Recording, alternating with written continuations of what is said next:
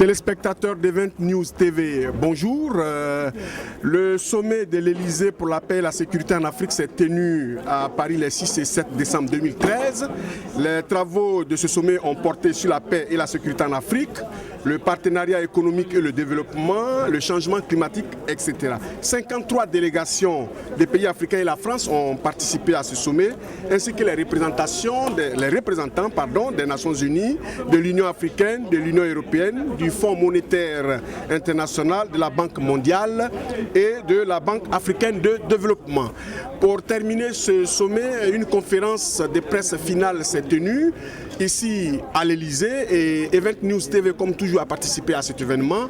Il y avait à la baguette le président François Hollande, le président tanzanien, le responsable, le patron, si on peut le dire ainsi, des Nations Unies, M. Ban Ki-moon, et le président sénégalais Macky Sall, et ensuite le représentant de l'Union européenne qui était sur la table des séances. Donc nous vous faisons voir tous ces éléments. Merci pour votre fidélité et on sera prochainement dans une autre cérémonie pour vous.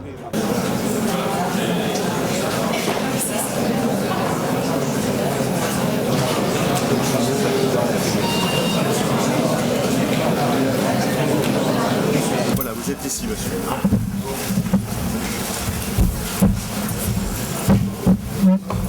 Bonjour.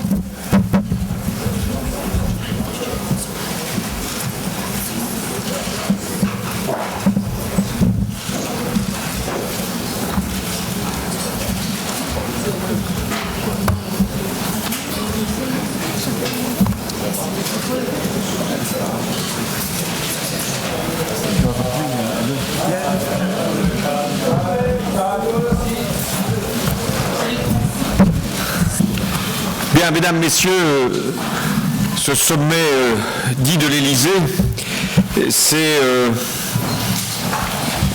tenu dans un moment exceptionnel, chacun l'aura bien compris, avec la disparition de Nelson Mandela. Et il a été par son esprit présent tout au long de nos travaux. Et il n'y a pas eu une intervention, pas un hommage. Ce sommet s'est passé également dans une situation elle-même exceptionnelle, c'est-à-dire la décision qu'a prise le Conseil de sécurité dès jeudi, permettant à la force africaine de recevoir mandat pour apporter de la sécurité, du soutien et de l'ordre en Centrafrique. Ce sommet a été lui-même exceptionnel par l'ampleur des participations. 53 pays africains, le secrétaire général des Nations Unies, les deux présidents, le président de la Commission européenne, le président de l'Union européenne, et également le président de la Banque africaine de développement et d'autres institutions étaient également représentés. Mais ce sommet a également pris des décisions exceptionnelles dans 3 domaines. Le premier, c'est celui de la sécurité. Il n'y a pas de continent qui ne puisse assurer par lui-même son destin. Et que face aux crises, face au terrorisme, face à la piraterie, face au trafic de toutes sortes, l'Afrique doit s'organiser et pouvoir intervenir de manière rapide et efficace.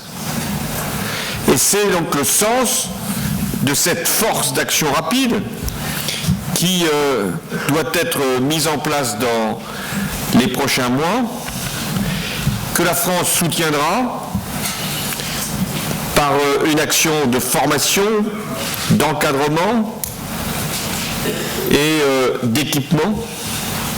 J'ai moi-même annoncé que sur les prochaines années, 20 000 soldats africains pourront être formés par la France. Des unités africaines composeront cette force. Elles devront donc disposer d'un matériel, d'armement approprié précisément aux crises que l'Afrique peut rencontrer.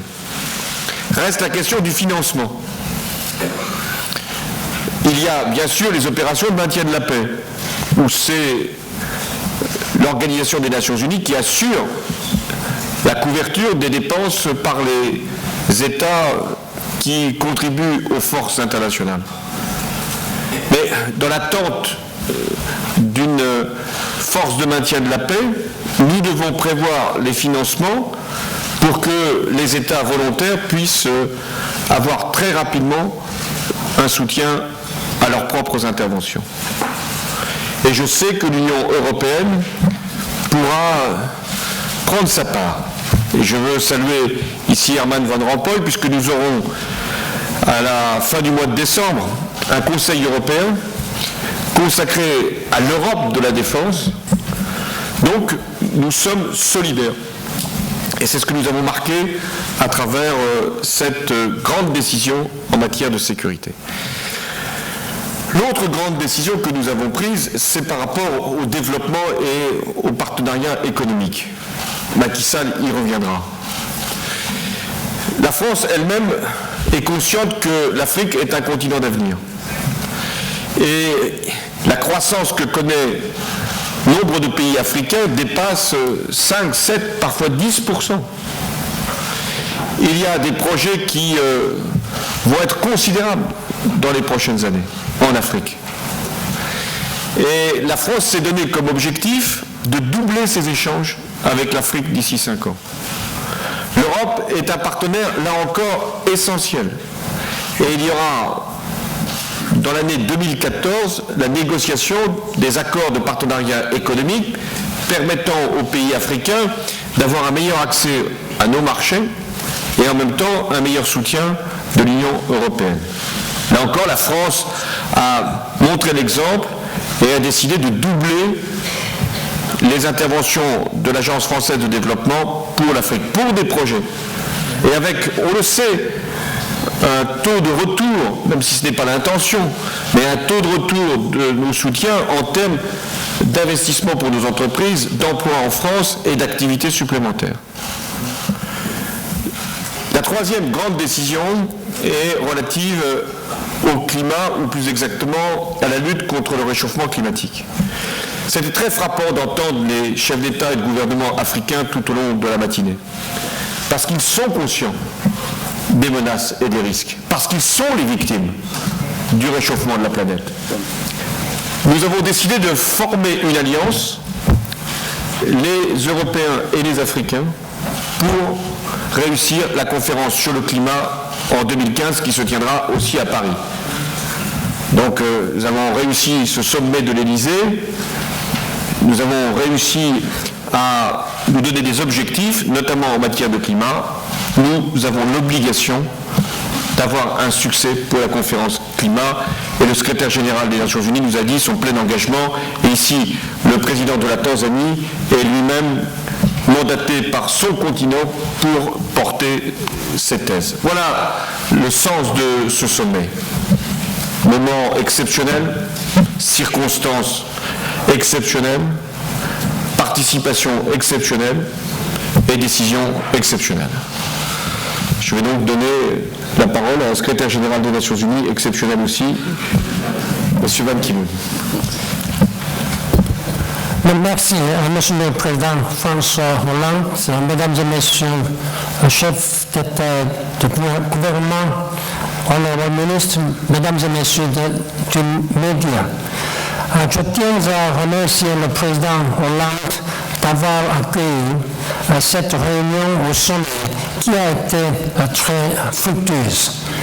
Je suis heureux d'avoir à mes côtés les dirigeants de l'Union africaine et de l'Union européenne. Le sommet s'est déroulé tandis que le monde entier pleure la disparition de Nelson Mandela. Elle a profondément marqué nos vies et nous a montré ce qui était réalisable en Afrique et dans le monde entier. Le peuple sud-africain et le monde entier ont perdu un héros. Son œuvre impérissable continuera de guider l'action de l'ONU. Le sommet de l'Élysée a abordé, dans le contexte africain et international, actuelles et futures des questions de fond, il l'a dit. Je ne reviendrai pas sur la question fondamentale du climat. Le président Kikwete de Tanzanie vient de le développer, qui est une question majeure, et je pense que lors du sommet de Paris de 2015, des questions majeures et des avancées seront trouvées, puisque l'Afrique, paradoxalement, bien que n'étant pas un pollueur, en tout cas en matière d'émissions de gaz à effet de serre, n'en demeure pas moins l'une des victimes principales. Et il y a une semaine encore, j'ai été sur la petite côte sénégalaise pour lancer la campagne touristique, mais nos plages sont en train de disparaître sous l'effet de l'érosion côtière, et les réponses que nous tentons d'apporter, évidemment, sont très faibles par rapport au fléau. C'est dire que les conséquences de ces changements climatiques se vivent de façon très dramatique dans tous les pays africains et pour l'humanité. Nous avons pris l'engagement de travailler avec nos partenaires, avec la France, l'Union européenne, pour que des moyens conséquents soient débloqués et que des efforts internes par nos États soient aussi mis en œuvre pour nous permettre dans un avenir très proche d'avoir la réactivité nécessaire et de pouvoir défendre le continent convenablement. Mesdames et messieurs, je tiens tout d'abord à féliciter le président François Hollande pour ce sommet France-Afrique très réussi. Non seulement l'organisation a été impeccable, mais les échanges inspirés par ce grand personnage qu'est le président Nelson Mandela. Et dans ce domaine est aussi présente quand il s'agit d'aborder d'autres défis. Et ces défis concernent tout d'abord la paix et la sécurité, un thème majeur de ce sommet. C'est la condition essentielle pour garantir la protection des populations et pour leur permettre de travailler, de se former, de se développer sur le plan socio-économique. Cela a été dit maintes fois. Sans paix, le développement n'est pas possible. Malheureusement, la réunion de ces 2 derniers jours nous a permis d'en parler utilement. Il y a encore des défis sécuritaires importants en Afrique. Que ce soit au Mali, au Sahel, en République centrafricaine, au Soudan, dans la Corne de l'Afrique ou des Grands Lacs, pour anciens africains, y a-t-il eu une telle conscience et une telle volonté de s'attaquer aux problèmes auxquels ils font face et de s'unir, c'est un autre verbe extrêmement important pour y répondre avec efficacité. À cet égard, je salue tout particulièrement le rôle remarquable joué par l'Union africaine. Cet engagement déterminé, nous l'avons vu par le passé au Darfour et surtout en Somalie. Mais la France démontre ainsi ses relations fortes avec les États d'Afrique. Elle est aussi souvent précurseur ou leader des actions européennes. Merci, Monsieur le Président Van Rompuy. Je vais laisser maintenant les journalistes poser leurs questions. France parle de 6 mois. Certains en doutent déjà. Est-ce que vous-même, 6 mois, 1 an, cela vous semble un délai raisonnable? Plus, est-ce que c'est possible? Y a-t-il une limite? Second point sur cette affaire, les forces françaises ont-elles vocation à se déployer sur l'ensemble du territoire centrafricain? Et dans ces conditions, et c'est mon 3e point, 1200 hommes, est-ce que ce sera suffisant? La France devra-t-elle en déployer davantage? Est-ce possible? Les exactions se poursuivent en ce moment même. La seule question qu'il convient de poser, la seule que je me suis posée, c'est intervenir ou ne pas intervenir? Laisser les massacres se perpétrer ou les arrêter? Regarder des femmes et des enfants être violentés ou faire impérativement cesser ce carnage? Dès lors que le Conseil de sécurité, et j'en remercie le secrétaire général, a pu dans un délai court, et après le cri que j'avais lancé lors de l'Assemblée générale des Nations unies au mois de septembre, faire voter une résolution, la 21-27, donnant mandat à une force africaine pour arrêter ceux qui se livraient à ce type d'exaction remettre de la sécurité, protéger la population, alors, oui, jeudi soir, j'ai décidé que la France appuierait la force africaine. Jeudi soir, il y avait 600 militaires français. Hier soir, il y en avait 1000. Ce soir, il y en aura 1600. Et ce sera l'effectif qui demeurera autant que nécessaire pour cette mission. Vous m'avez demandé combien de temps. Cette force va se redéployer le plus rapidement possible et partout où il y a des risques pour la population. Avec les forces africaines qui sont présentes, elles sont au nombre de 2500 soldats. Dans un délai, je crois, court, nous pourrons faire cesser toutes les exactions et les massacres. Selon mes informations, il y en a peu aujourd'hui. Alors que sur la seule journée de jeudi, les chiffres étaient effrayants puisqu'il y aurait eu 300 morts. Deuxième temps de la mission, ce sera de désarmer toutes les milices, tous les groupes qui terrorisent la population. Et troisième temps de la mission, permettre aux autorités centrafricaines, je salue ici le Premier ministre, de pouvoir reprendre le contrôle du territoire et d'assurer la défense de la population. Et nous ne nous arrêterons pas là, même s'il n'y aura pas besoin d'avoir autant de forces déployées.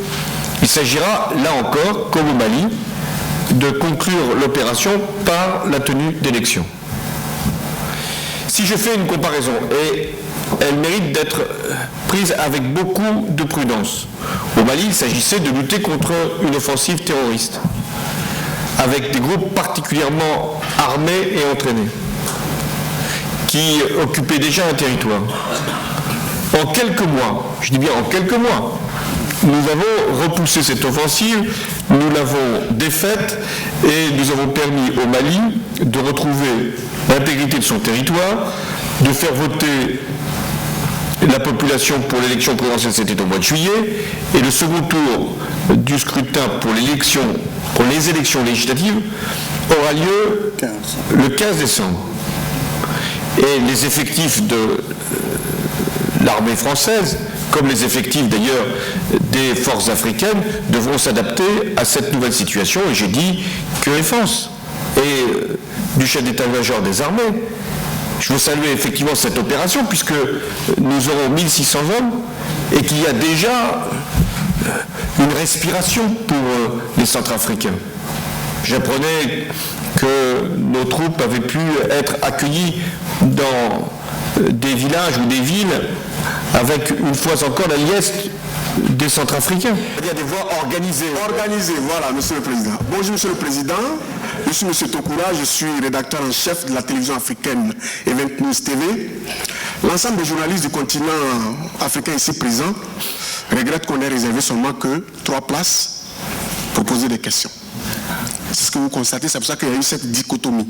Ouais. Voilà, alors on pourra rire, on s'est dit, on aurait pu nous donner 5 places, le mondial s'ouvre. Je vous en donne 2 de plus, alors allez-y. Merci, Monsieur le Président. Cela dit, Monsieur le Président, la préoccupation consensuelle est la suivante.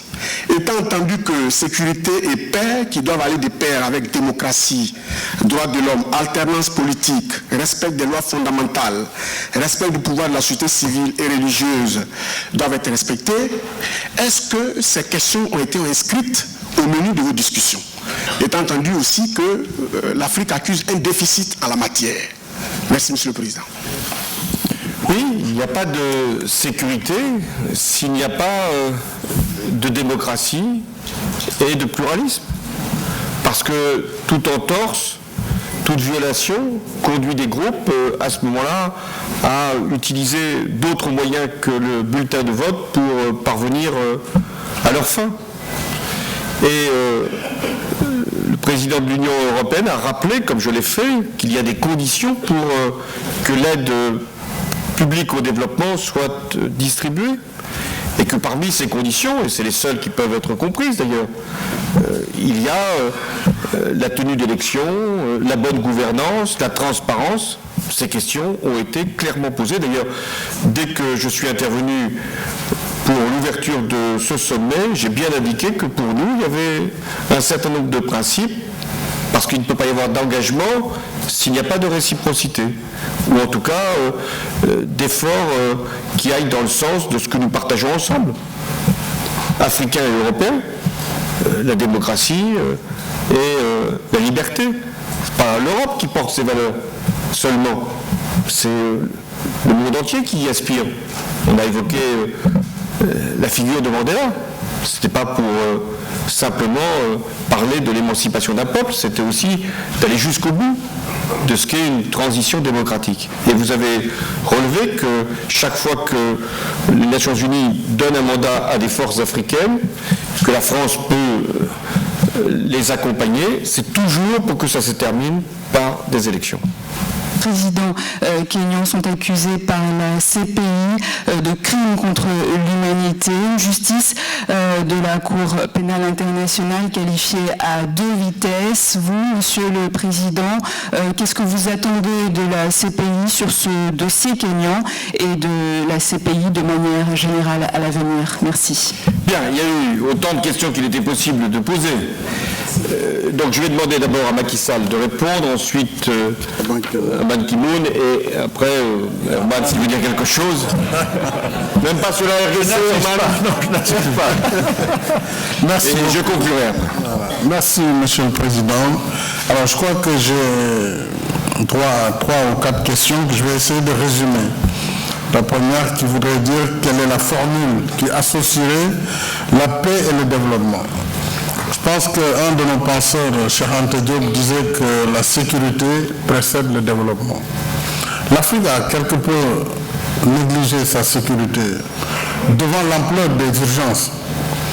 Urgences humanitaires, lutte contre la faim, les problématiques de développement. Donc pendant ce temps, l'Afrique était devenue le ventre mou par rapport à tous ces groupes terroristes, tous ces trafiquants en tout genre, trafiquants de drogue, d'êtres humains, et comme les territoires parfois sont vastes, comme le Mali, 1 240 000 km². C'est plus de 6 fois la France pour un pays qui a à peine une armée qui fait peut-être 15 000 personnes.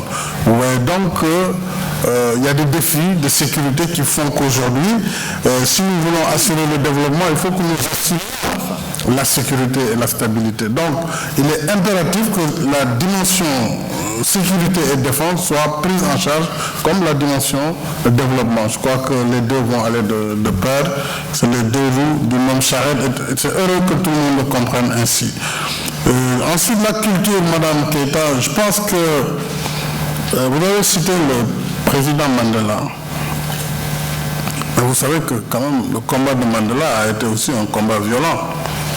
Si nous devons restituer les faits, parce que lorsqu'il y a l'oppression, on a la légitimité de se défendre.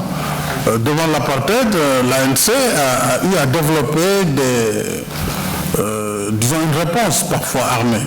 Bon, heureusement par la suite, par le dialogue, après l'oppression, la révolte, il y a eu le dialogue et la réconciliation. Donc la culture, c'est l'alpha et l'oméga, comme le disent certains hommes de culture. L'Afrique est un continent qui a une très grande contribution sur la culture de l'humanité, qui a un très grand apport. Mais aujourd'hui, le monde ne peut pas vivre aussi que de culture. Moi, je viens de mettre en commun le ministère de la Culture et du Patrimoine pour justement valoriser notre patrimoine immatériel. Mais nous avons besoin, au moment où nous parlons de la culture, que nous magnifions du développement de nos langues nationales aux côtés de langues étrangères. Nous devons aussi développer notre agriculture, développer notre industrie, développer notre économie. Donc tout va de pair et il ne faut rien négliger, la culture évidemment, au début à la fin. Donc elle doit être présente et le sommet de la francophonie nous permettra en tout cas de revaloriser cette culture africaine Nous y travaillons et ça me permet de répondre à la dernière question, ou à l'avant-dernière, sur le 15e sommet de la francophonie. Nous avons vu comment la RDC a pu gagner le défi de l'organisation.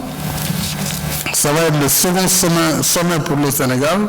Je peux vous donner l'assurance que tout a été mis en œuvre pour que ce sommet soit un succès de A à Z, tant dans l'organisation que dans les contenus de discussion, et les problématiques des femmes et des jeunes vont être mises en exergue pendant ce sommet. Je crois qu'avec l'appui de tous les partenaires, nous pourrons sortir du sommet de Dakar avec des résolutions très importantes. Enfin, je crois que, oui, deux autres questions rapidement, M. Aïdara, sur les projets régionaux. Alors, les projets régionaux ont une particularité, ce sont des projets qui ne sont pas développés dans un seul pays. Il faut que l'impact régional du projet soit évident pour que le projet soit éligible dans le cadre du programme PIDA. Donc, vous prenez par exemple le corridor trans-saharien qui fait de Dakar à Djibouti, terminé. Je pense que s'agissant de la CPI, c'est une question essentielle. Et je me réjouis, en tant que président de la République du Sénégal, de constater que le Sénégal a été le premier État au monde à avoir ratifié le traité de Rome, instituant la CPI. Donc c'est un combat permanent pour notre pays. Et nous soutenons la CPI. Nous la soutenons fermement. Il s'est passé quelque chose, c'est que lorsque le cas du président Uhuru et de son vice-président Outo s'est posé, les Africains se sont posé une question légitime. Est-ce qu'on va voir le Kenya être traité, si je puis m'exprimer, on va couper la tête du pays, on va les convoquer à la CPI, et qu'est-ce que le Kenya va devenir pendant ce temps? On traitera de ce sujet. Donc il fallait quand même avoir une appréciation réaliste de la situation. Alors, des questions se sont posées. Certains ont pensé qu'il fallait saisir le Conseil de sécurité qui a pouvoir de demander à la CPI de suspendre pour une année renouvelable le temps de trouver une solution. Cette tentative a été évoquée par les Africains. Le Conseil de sécurité a rejeté la demande du Kenya et donc la demande africaine. Devant ce refus, les Africains ont voulu tout de suite prôner la sortie de 34 pays membres, ce qui aurait été catastrophique.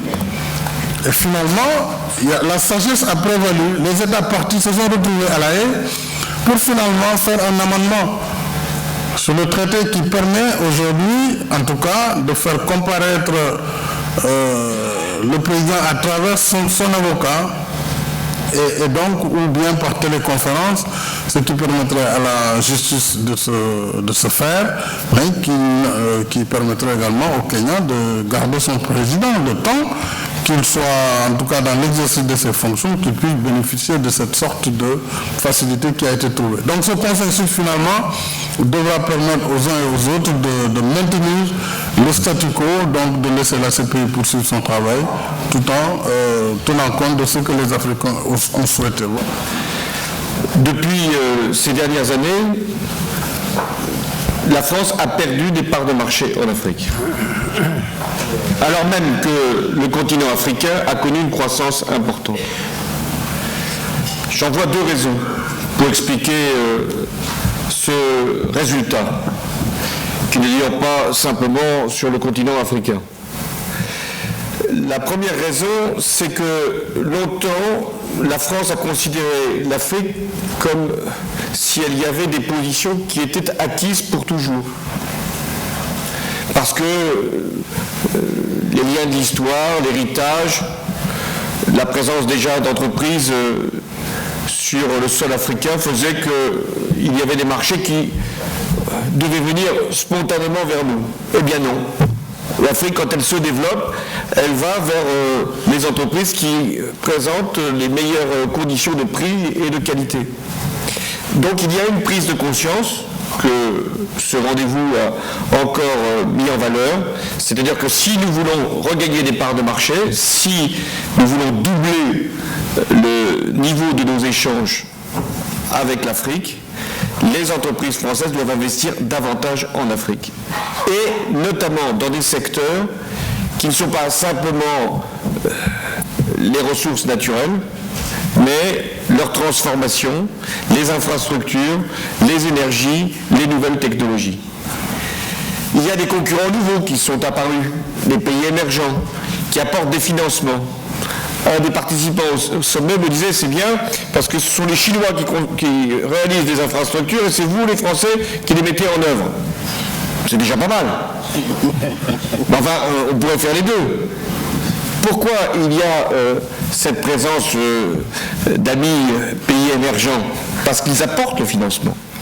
Donc nous avons cette obligation pour être plus présents sur le sol africain, dans l'intérêt même de l'Afrique et de la France, d'apporter des financements. D'où la proposition que j'ai faite de doubler aussi les aides par les prêts, par les dons, pour que ça puisse nourrir des projets économiques dans l'intérêt aussi de l'emploi en Afrique et en France.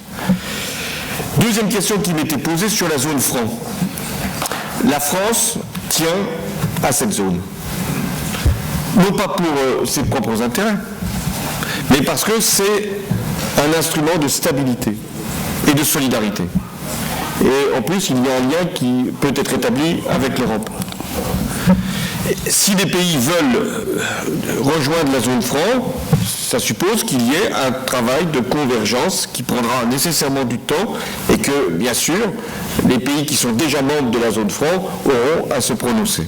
Et ce n'est pas à la France de faire la sélection.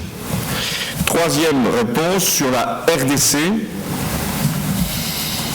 J'avais dénoncé en son temps la déstabilisation par le mouvement M23 du Kivu. J'avais demandé que la MONUSCO et le ministre des Affaires étrangères français avaient porté cette revendication que la MONUSCO, 20 000 soldats, puissent être davantage intervenantes pour protéger les populations et pour éviter les exactions. Ça a été fait, ça a eu des résultats, mais ça n'empêche pas les violences qui continuent, et notamment les violences faites aux femmes. Les ventres des femmes sont les champs de bataille dans cette partie-là, pas simplement d'ailleurs dans cette partie-là de l'Afrique. On constate, et vous l'avez rappelé, qu'il y a des violences qui sont faites aux femmes chaque fois qu'il y a une déstabilisation, un désordre et une action terroriste. On l'a vu au Mali, on le voit en Centrafrique. On témoignait des femmes récemment en Centrafrique qui avaient hélas subi des violences terribles. Et puisque je parle de la Centrafrique, la seule question que je redoutais que l'on me pose, ce n'était pas pourquoi la France est-elle intervenue. Celle-là, j'avais la réponse. C'était pourquoi la France risquait-elle d'intervenir si tard. Parce que si nous n'étions pas intervenus avant-hier soir, il y aurait eu encore des massacres, il y aurait eu encore des femmes violentées, il y aurait eu des enfants qui auraient été tués, il y aurait eu des exactions qui auraient été perpétrées dans les hôpitaux, comme ça s'est produit. Donc la France, elle ne se pose pas cette question. Pourquoi intervenir? Elle se pose une seule question. Intervenir avec qui? Les Africains. Sous l'égide de qui? Le Conseil de sécurité des Nations Unies. Et pour qui? Pour la population africaine. Voilà le sens de notre présence aujourd'hui en Centrafrique. Merci pour votre participation, vous aussi, journalistes, à ce sommet. Ah, merci.